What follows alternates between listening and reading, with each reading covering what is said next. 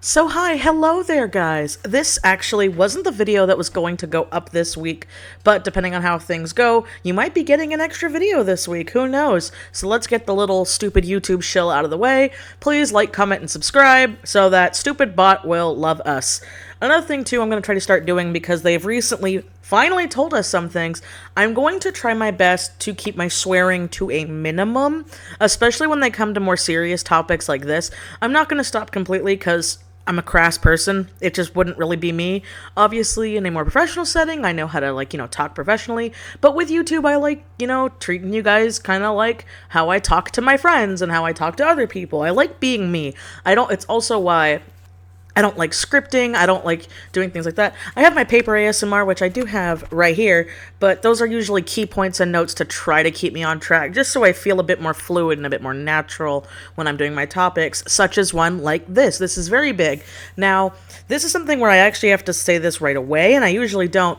So this is the only video, and this isn't like to be clickbaity, where I actually probably might have a high chance of being sued if I'm very much not careful with the wording I picked.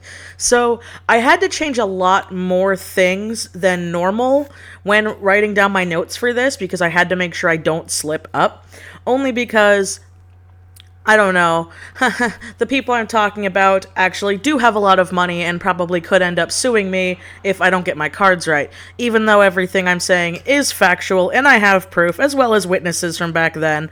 But we live in a world where sadly money talks, and I don't got money to fight that. So that's why there's a lot of things here, and I'll also put a couple things on screen when I am emphasizing something, because even though I've changed some key names and the basic function of the pyramid scheme / MLM that I was almost tricked into being a part of, it's still better to, check my boxes, dot my I's, and cross my T's. So let's all get into it. So back when I was in high school, I was in a very hard spot. My family was in a very hard spot. This took place in either 2009 or 2010. I don't remember the exact year, but I remember it wasn't my senior year and it wasn't my freshman year. So it was in between that time period. Now, the recession happened in 2008, and I've talked about this before, how back in that time, it affected my family very, very, very hard. It also affected my husband's family very hard, which these people knew about, which is why it's such a pain and it makes me really mad. It also makes me really mad for the fact that to get around the law, a lot of places are calling pyramid schemes now MLMs, because, fun fact, if you didn't know this, pyramid schemes, at least in the US, last time I checked, which was Google before doing the audio of this video, it's illegal. They're still illegal, they're very illegal, and they're illegal because they pretty much make it so only the people on top make money and the people on the bottom are put into debt with all this stock or items that they don't need. And you're seeing it more with things where it's like lipsticks and essential oils and yoga pants and they're a lot more like physical things now than when I was in high school, this was a business, supposedly. So I just want to get into that. So during that time, my parents were, they deal in jobs that offer commissions. They've always have, and because it was a recession, a lot of people weren't helping my parents' business out. And they were having a very, very hard time. In fact, my dad told me that they actually went, I believe, anywhere between 4 and 5 years with only making a couple of sales, which the only reason my family didn't lose our house was because that they had a lot of savings and my parents knew how to sell stuff as well as items and other things. So it was a very stressful time for me. And because we were in the middle of a recession during that time and I was in high school, there were no jobs. There were no jobs when I was a teenager. It became such a big deal that everyone I knew was looking for a job. I can't tell you how many kids in my high school, they ended up being homeless. People I knew were homeless. They were trying to get jobs just to help out their families while, staying in high school. It wasn't a fun time. I mean, right now we're not really in a fun time either. But it's to put in the mindset, because of these terrible scheming, skeevy people prey on the people that need it most. So I remember I had this friend, and we're gonna call them Candy. So this friend Candy was very close to me and my group of friends, and Candy was the rich kid in our group. But the difference was Candy had rich parents, not themselves. What do I mean by that? I mean that their parents had money, but they did not give any of it to Candy. In my personal opinion, and a lot of people's opinion that I still hang out with, that I went to high school with, which isn't a lot, when we have talked about it, we still believe that Candy's family is the scum of the earth, because they are the people that made their own money, and so because they made their own money, they won't help their kids or their family out. And if they do help their family out, they do it in a manipulative way to where the family can't take care of themselves, and so the family becomes reliant on the rich parents, and it becomes a very toxic environment, which I have a lot of stories about, but I won't talk about because those aren't my stories to tell. Let's just say they are terrible, selfish, rich people, all right? We're going to leave it at that. Now, Candy wasn't like their parents. Candy was a great friend of ours, and Candy was genuinely trying to help. And so when Candy's parents went to Candy and Candy's sibling, they ended up being like, hey, get all of your friends who are looking for a job and bring them over to our house. Now, Candy's house was a huge deal in our friend group because of how scummy and elitist Candy's parents were. That being said, only a very, very small handful of people have ever been in their house because they also lived in a gated multi-million-dollar community, which we all knew about, and it became a big thing. So whenever there was an event that we would be invited to Candy's house, it was a big deal. I was one of the few people that was able to go there at a semi-normal amount of time. Cody was one. And I think like two other friends. And it also got to a point with how controlling Candy's parents were that in the entirety of our friendship, I spent the night once because I had to, and their parents weren't happy about it. And same thing with their sibling. If the sibling wanted to have a birthday party or a sleepover or anything, that had to go through the parents. Obviously, it's their house, but 99.9% of the time, the parents always said no. They always said, you can go to their house. Pretty much, it was the shorthand of don't bring poor people into our house. Even though Candy and their sibling never dressed like they were overly rich, because they weren't, because that wasn't their money, and that was something their parents openly emphasized. I'm bringing this up and emphasizing this because it's very, very important to the story. Because of that, Candy and their sibling did honestly believe they were helping us because of how manipulative and evil their parents were. They were in no way like along with the plan. So I know it's a long intro, but it's really important to all the stuff. So we were all invited there, and it was a big group of us, and I remember very clearly it was all of us that were trying to find work and trying to help out our parents because some of our friends were in risk of losing their homes. Some of our friends already lost their homes. Some of them were living with relatives. It was a hard time. It was not a fun time. This isn't exactly a fun story time. I'm sorry to say, but it's a realistic one, and it's one that needs to be said and shared because people are thinking that MLMs are just a new thing that's popping up around here and there. But it's not. They only changed the name to MLM so they can do it without getting arrested. Because if you Google it, having pyramid schemes are illegal. But let's just get into it. So now this is where I'm changing the name of the service that they were providing. So they pretty much had a whole PowerPoint. Keep in mind, we were all high schoolers, so this was very odd for all of us. But Candy's parents had a whole PowerPoint for us, a whole meeting set up for this, right? So we were all sitting and we were all, legs, crossed like we were in kindergarten, just watching this meeting, all cool and looking at all the rich stuff that I knew for a fact Candy wasn't allowed to ever touch, or there were even certain rooms of Candy's house that they were not allowed to go in because those weren't their rooms, Parents of the year. So anyway, they were talking about this business, and the business, we're going to call it fixing cracks in teapots, all right? Because when you get a crack in your teapot, you usually have to replace your teapot. But what if I tell you, you don't have to replace your teapot? There's a way to fix cracks in it with our super special, uber awesome crack sealant stuff.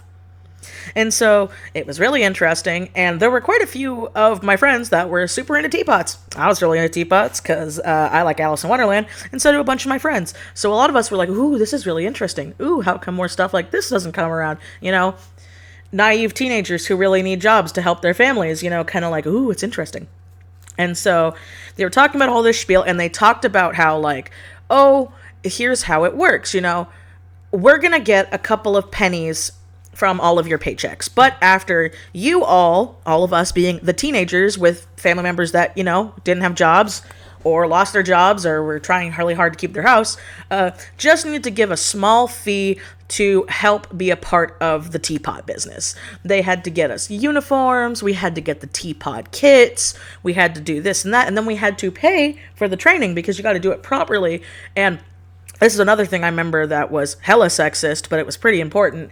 And it was that they brought up how, like, oh, and the girls, I know teapots are very, very, very feminine, but, the girls, why don't we get you guys to be more like secretarial work? We can get you to learning how to do this and that, so you can get experience on your resumes, so when you apply for jobs, you don't have to worry about getting low-income retail part-time jobs, were those words, because they were very rich, and they very, very clearly looked down on, the lower and middle class who, sometimes need to work retail and just to pay ends meet, and especially in this hard and trying time when there were no jobs being hired. It's like, well, you can get a good experience with this, and you won't have to pay as much as the boys. Unless you want to do the boys' work where you're actually fixing the teapots. But if you want to do this and that. And so I remember asking, like, oh, okay, so does that mean that we can work from home? Like a cool thing there. I'm like, no, you have to go to our office and you would have to come in the uniform that you pay for. You would have to supply your hours and you would only get paid per commission. And I was like, wait, if we're getting paid per commission, why is it that you're getting some of our money then? And they're like, well, here's how it works. If you get other people to sign up through you, then you can get a little bit of their commission and they can get a little bit of the. And I remember one of my other friends, because I didn't have the balls to say it, but one of my other friends was like, this sounds like a pyramid scheme. And boy, do I tell you guys, Candy's family never got so pissed and started quoting, I can't even remember it, but I remember it was the most legal jargon these sophomore and junior high school students were being yelled at about.